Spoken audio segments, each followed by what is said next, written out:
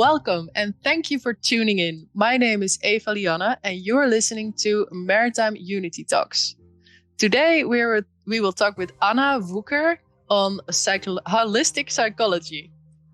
Please join this conversation as we explore the interconnectedness of mind, body, trauma, mental problems, childhood, etc., and discover how healing on multiple levels can reconnect us with our authentic selves. And thank you, Anna, for being here. Welcome. Thank you. Nice to be here. Yeah, thank you very much. Also, we're very thankful to have you today. And could you please shortly introduce yourself for a start? Yeah, sure. Yeah, so my name is Anna. I'm a clinical psychologist with a specialization in neuropsychology.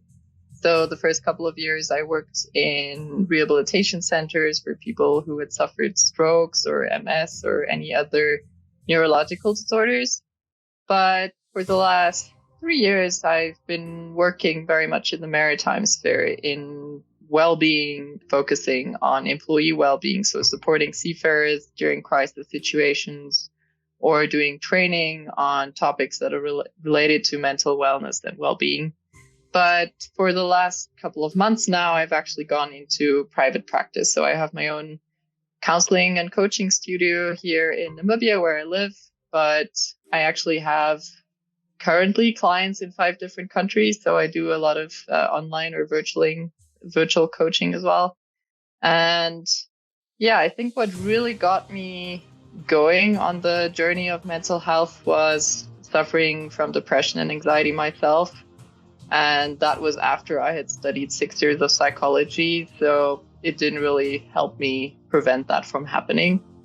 But I think just having that knowledge and still getting it was a bit of a wake-up call for myself, because I just realized all of this knowledge and all of these tools that I have still did not allow me to recognize the signs within myself and be able to get out of it. And a lot of the things that I use these days were actually not tools and strategies that I learned at university and in the more sort of classical therapeutic approaches, but that I got to know through just reading books, reading articles, listening to podcasts.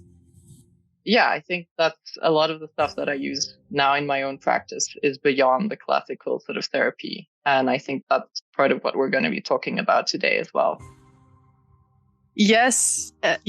And thank you for also introducing that, because I think it's so valuable to have you here today to talk about this with us. But before we start, I just wanted to say that if anything that we spoke about feels like it resonated with you as a listener, or brought up feelings or memories that feel uncomfortable, please know that there are many professionals out there like Anna who are available to you as well. Having said that, maybe we can go back to the topic of today, which is depression and anxiety, like you said already. So maybe we can start with just diving into the subject a little bit deeper and explain a little bit more about what it truly feels like. What is the reality? Because I think most people have an idea of what it is or what it must be or should be, but maybe we can explain something a little bit more about what it really truly feels like. Yeah, I think, as you say, a lot of us have this idea of what someone suffering from depression would look like, what they would act like, what they would just be like. And I was exactly the same. I'd gone to university and we had been trained in recognizing a list of symptoms according to the DSM, which is a diagnostic manual that psychologists use to give diagnoses and to have a look at different disorders. And so I knew a list. I had this list in my head of these are the classical symptoms of depression, which is like changes in appetite and changes in sleeping, apathy, sadness, feeling of numbness, etc., etc. But despite having all of this in my head, I think I probably was suffering from depression for years, probably at least 4 or 5 years before it got to a stage where I was able to admit to myself, most of all, that this is actually depression. This is not just a phase. This is not going to go away. This is full-blown depression. So even having that list of symptoms in my head did not help me to recognize it within myself, because I always just probably shied away from admitting it and putting that label on myself, and then really getting to the space where I was also like, okay, I need help. This is not something that I can figure out by myself. A large part of what came afterwards, when I speak to people about having suffered from depression, a lot of the comments I would get was, but you look so good, and you were laughing, and you were going to parties, and you had a good job, and you had an income, and you were in a stable relationship, and all of those things. I think in society, we very often have this idea of, if someone has depression, then they can't be functioning in society, which couldn't be further from the truth. There are so many people who have depression, who have anxiety, who have high-flying jobs. They have a family, they have children, they're socially active, they exercise, and yet still, if you look within, the reality is a completely different one. It's really not enough to have a look at, does someone have a job? Are they in a relationship? Are they earning good money? Are they financially stable? Are they physically healthy? None of those are clear indicators of whether someone is suffering from depression or anxiety or not. And this includes all other mental illnesses as well. We're speaking about depression and anxiety more here because those are the two that I experienced. Looking back at my life, how it showed up was, I literally had days where physically I could not get out of bed. And I come from a family where discipline and hard work is driven into you. But I could not get out of bed. I was having a war with myself. I would lie there for half an hour going through all of the possible consequences. What's the worst case scenario if you call in sick to work now? And I mean, in 1 year, I had more than 40 sick days because I just could not get myself out of bed. I wouldn't eat for 2 or 3 days. I would say I can go shopping tomorrow. Then I didn't have the energy. So then I would just postpone it another day. I sometimes wouldn't shower for days. I wouldn't talk about my feelings with my friends. And eventually, when it got to the darkest times in my depression, I was really completely convinced that I had nothing to live for. And the thought of this being my life, not knowing whether it's ever going to get better, because if you're in that stage, you don't see it getting better because you've been feeling so empty, so lonely, so hopeless, so helpless, that you can't see yourself getting out of there.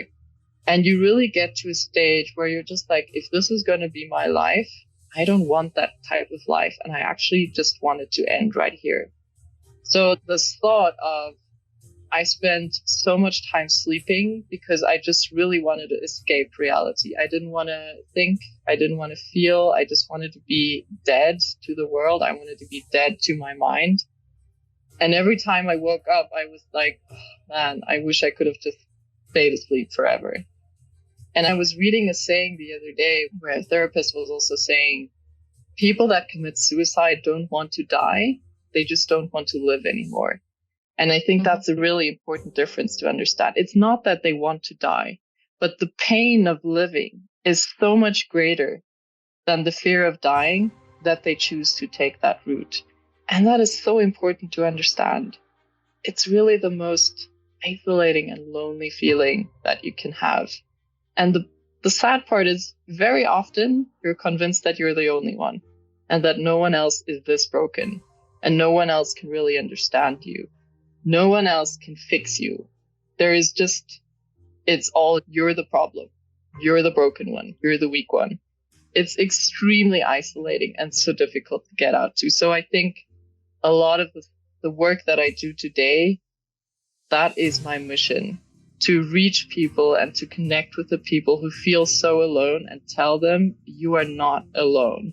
I know because I was there. I know how it feels, but you are not alone. There are hundreds and thousands and millions of people going through that same experience that feel alone in it, but you are not alone. There are other people going through that. And I think that is sometimes the only little bit of hope that someone needs to not commit suicide and to not be like, there is no hope. So just knowing that you're not alone, sometimes that even just that little bit is enough to try once more and to go for another day. So I think, yeah, that's probably what we're trying to do with this podcast as well, is reach those types of people who think that they're alone. You're not alone. Really not. You're not alone. Yeah, thank you for saying that, because that's so important. And also important, I think, for people to realize that actually, and I'm struggling a little bit to use the word help, because if you say that there's help available for you, that implies that you need help or something, or that you are weak, or that you cannot do it alone, or that you're not capable, or whatever. But it's not about that. It's just about giving yourself the freedom and the ability to learn and to grow and to be yourself and to take your place on this earth, because it's your life, right? It was given to you. It was given to you, and it's your body. And you have now your body and soul, and everything is there, and it's yours. And I think what you just mentioned really made a lot of sense, and it very resonated also with me, and I'm sure with a lot of other people. Because if it comes down to, if you're getting your self-worth out of somebody else or out of stuff, if you buy a nice watch, ooh, this is mine, look at this is my status, and you're getting your self-worth out of it, then if you need that to feel good about yourself, being able to live on this planet, then if you realize that without this watch, that if people are well also without you, then you feel so alone and so useless that you think, yes, then I cannot just not be here anymore. Then it doesn't make sense, because why I'm needed. And so that's why it's so super important to focus more on this self-worth and self-love thing. It's not wishy. It's just really fundamentally important to have it, because it will keep you on this earth with the rest of us. And also what you mentioned about escaping reality, I think that was also very, very valuable to hear. Because is it true that if you feel the need to escape reality, that can be in your dreams when you're sleeping, of course, but that can also be abuse sometimes, become abuse. So substance abuse, for example, then maybe you want to drink a lot of alcohol or use drugs or anything about that, or another abuse. Can the need, or I don't know the English word, but if you want to escape reality, can that then become abuse? Is that true? Yeah. Drugs is absolutely an escape. For some people, even excessive exercising can be the escape. Anything that gets you out of your current situation of discomfort and into a situation where you feel more positive, or there's some type of reward attached to that, is escaping reality. And one of the biggest, I think, aspects that we're dealing with today is social media, and how social media doesn't have to be, but mostly it is a huge escape from reality, in that we are spending our time looking at other people's lives, other people's bodies, other people's material possessions, and thinking that what they have, who they are, what they look like, what they're doing in life is valued at a higher level than what we have and what we do. And that in itself doesn't feel good, but by just being part of their life, by watching videos of them in their life, we're escaping from the fact that we're actually dissatisfied with our own lives. It gives you almost like this illusion, this temporary illusion that might possibly be your life, and that's the life that you want. But it takes you out of the active steps that it actually will take for you to have that life. It puts you in a very passive and non-rewarding position, but it takes you out of the really sitting down and acknowledging and admitting, actually, I am not happy with my life. But instead of then looking at other people's lives and what's great about them, to really sit down and be like, how am I going to change my life? How am I going to make sure that I am building that life that other people have? How can I build that for myself?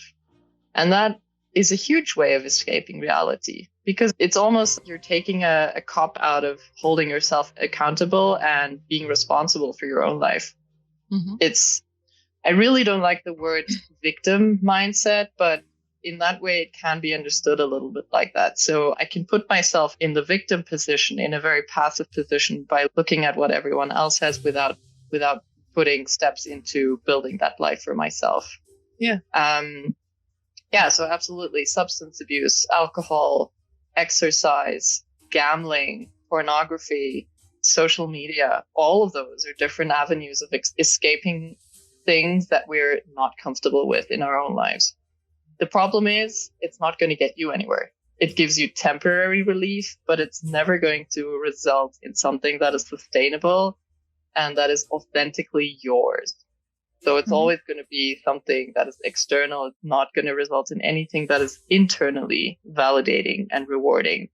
And that's why it's an endless cycle. That's how addiction cycles come up. Otherwise, for anyone that says, social media is not an escape from reality. Okay, try to put away your phone for 2 weeks. Try to stop watching TV for 2 weeks. Try to stop watching movies, listening to the radio. What are you going to keep yourself busy with? What's going to create those rewarding experiences for you if you don't have that anymore? And if you try that, maybe not on the physical level, but you will definitely, I'm pretty sure that most people will find themselves having some serious withdrawal symptoms, which is the classic definition of an addiction. So anyone who says they're not addicted to their phones, I'd like to see them try, put them away. Yeah. And actually, I explain this to my kids also, because I'm explaining to them, I don't know actually what is a really good and healthy advice I can give you about using social media, because I don't have the knowledge. And probably it will be the same like smoking, because I'm an 80s kid. So when I was little, it was pretty normal to smoke on airplanes and trains and in cars and in this classroom. The teacher was smoking all the time. And that was not healthy. There was not so much knowledge about the effect or the things that made it unhealthy. And I think it's the same with social media. And hearing you talk, I just had this image in my head because when you want to escape reality, you need space, right? And I think what it does, at least comparing yourself with other person, it creates inequality between you and the other person. And that's space, right? That's actual space then between. Yeah. But this inequality is not healthy. So I think that, So if you want to have a real healthy solution, then you should go back to being equal again. But then you have to look at yourself. And that's hard. That's super hard. Yeah. Do you have some practical tips, or is there anything that could help people who recognize what we just talked about to do things that are helpful, or take actions, or just maybe little small things? Yeah. So I think self-awareness is the first big thing, to really learn how to become more self-aware, because our minds really function on a subconscious level 95% of the time. And we always think we know what we're doing and why we're doing things, but that's really only about 5% of the time. And I'm sure we'll cover this in another episode, maybe just talk a little bit more about the brain and its structures and who's doing what and why, et cetera, et cetera. But the part of the brain that is the conscious brain is the one that we use when we're making decisions, or when we're problem solving, or when we're really concentrating on doing a math problem, making a to-do list, emotional regulation. So it's really like the higher level, we call them executive functions. But underneath that, the part of the brain that is controlling what you feel, what you think a lot of the time, what's happening in your body, whether your stress response is being triggered, you have no control over that. But learning how that works, learning how that system works and why it works that way, the main aim of that system is to make sure that you survive. So it is built around protection against anything that is threatening or harmful. And I think really understanding that our nervous system and our brains are so driven to do just that function of survival. So a lot of what we think, what we feel, how we react is aimed at making sure that we survive. So observing our thoughts, observing our emotions, observing our behavior, and literally just creating the space of sitting there with whatever is going on inside of us without doing anything about it and meeting it with curiosity, not with judgment, but with curiosity, and just being like, almost like a scientist, this is really interesting. Why am I feeling this in my body? And what does that actually feel like? Is it warmth? Is it tension? Do I feel like, I don't know, it's my toes are tingling? Does my chest feel tight? So really learning to tune into our body, into our minds, and just see what's going on there instead of tuning out and tuning into what's happening on social media.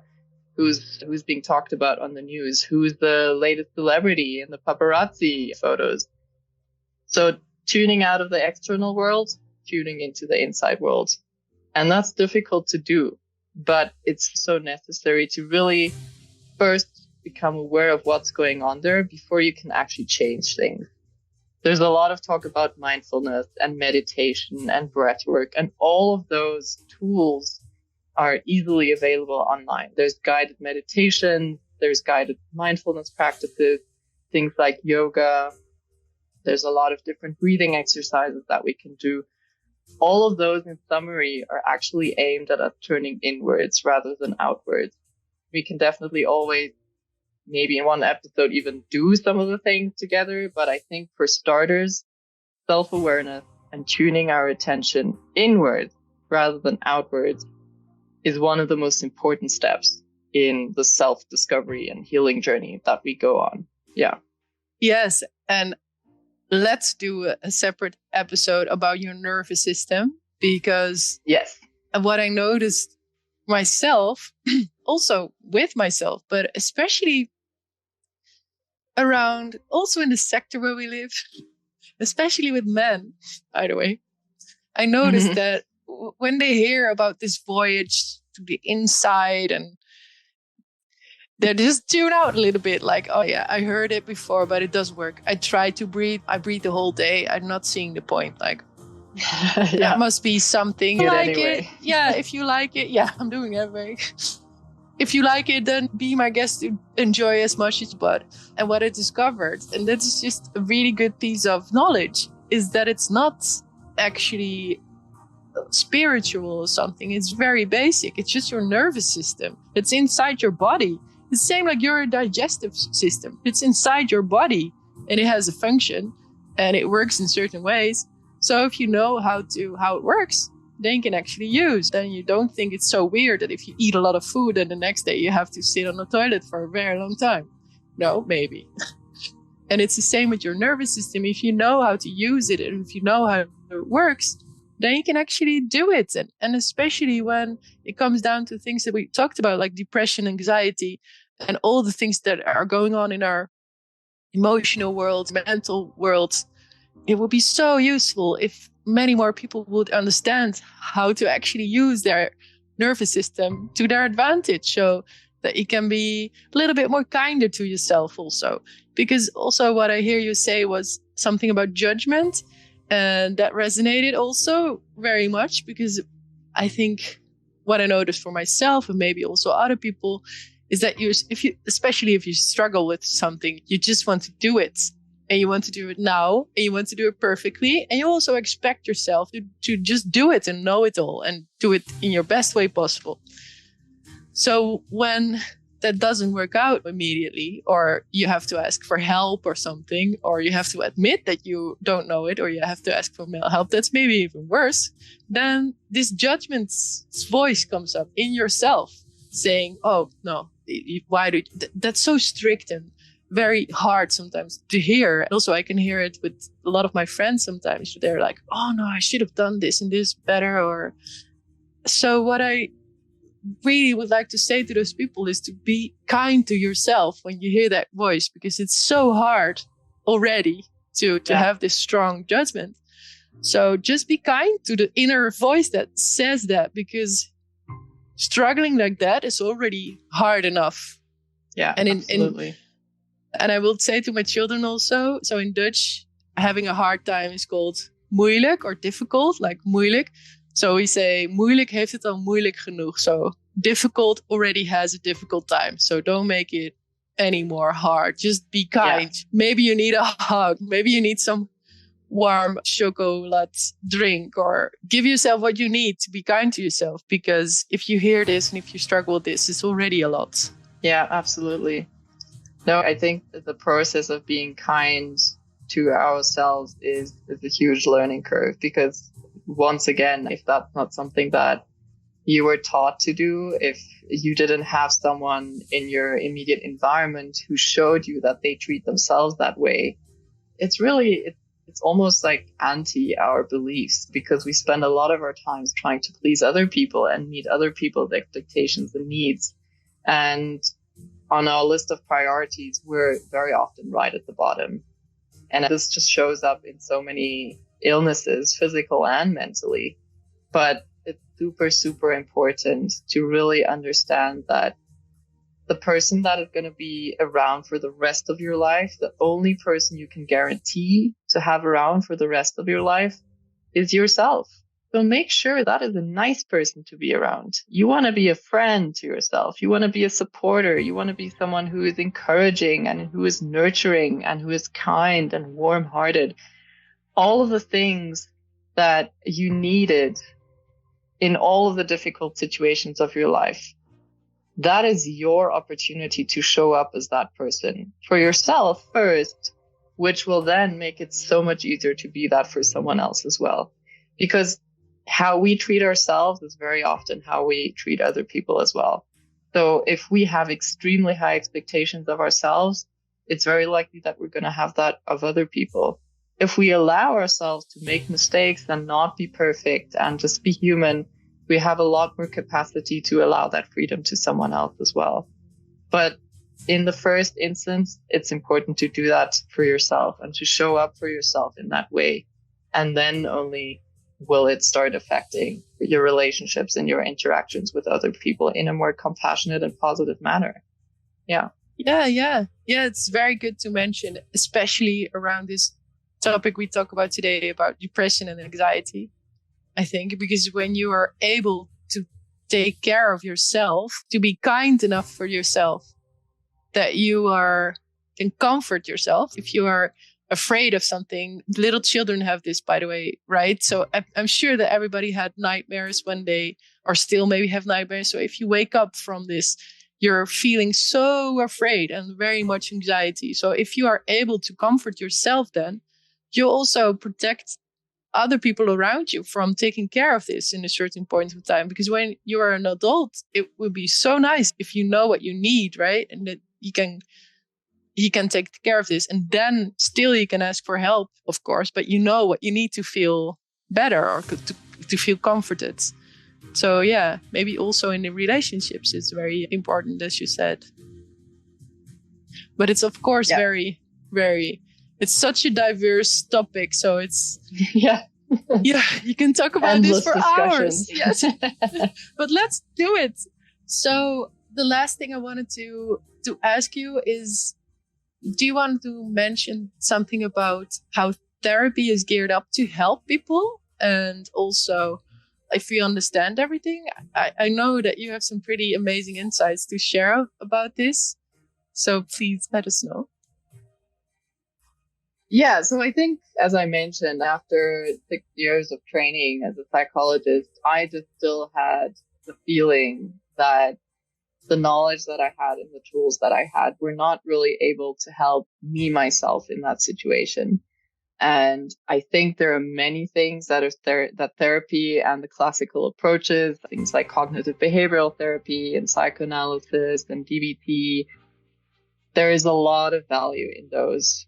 But something that I find always frustrated me as a psychologist was that the level of efficiency for therapy was never anywhere close to even like 100%. So it was always this sort of, you help one person, but there's really the next client is just, you have this feeling of, I'm not getting there and they're not taking any steps in the right direction.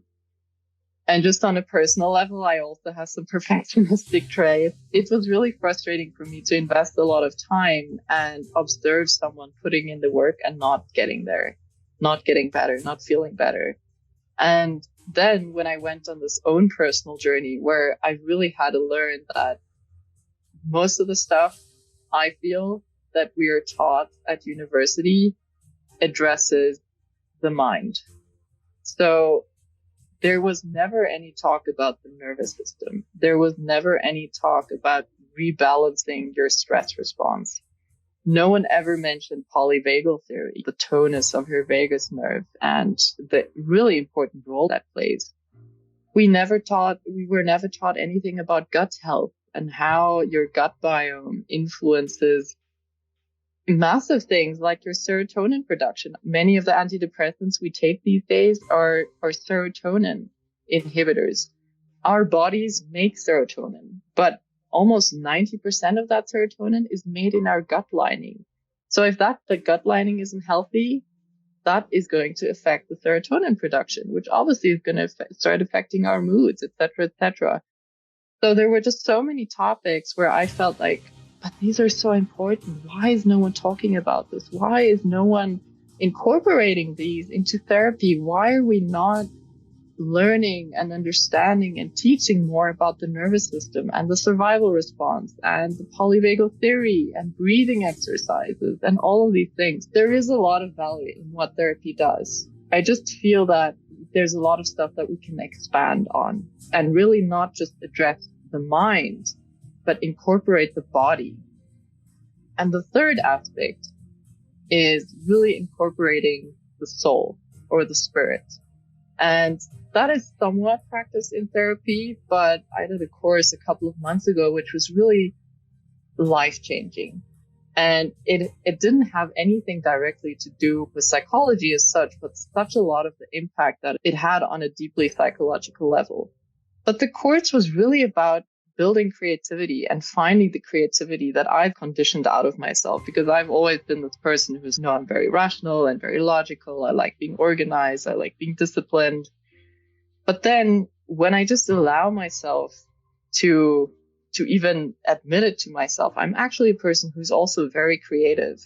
But the creativity part of me was always almost less valuable, because how are you ever going to make that into a career, and you don't earn money and all of that. But it's such an important part of who we are as humans. And that's also something that you can see in children. Their imagination is wild and they can think outside the box. They haven't been conditioned to have limiting beliefs or this belief of, oh, but this is not realistic and this would never work anyway.